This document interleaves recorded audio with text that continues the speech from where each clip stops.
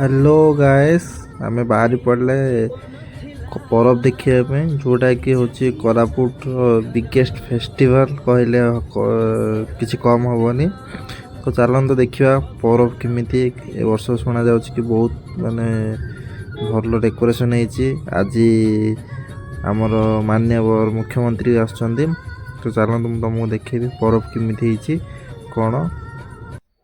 बर्तमान जयपुर कोरापुट अभिमुखे जाऊे जयपुर घाटी सरला एटा कोरापुट का 4-5 किलोमीटर बाकी रही।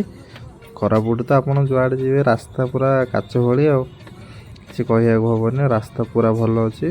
आप आसवे तो आसतु आराम से आम पहुँची गले बर्तमान परब ग्राउंड पाखापाखि देखो गाड़ी को प्रकार भिड़ पूरा बहुत जाम हो।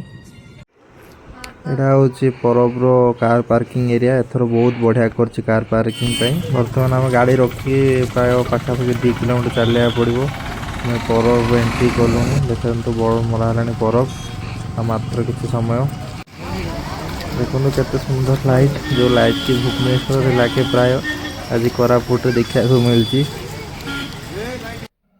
तो फाइनाली आम परब ग्राउंड रे पहुँच जाइए।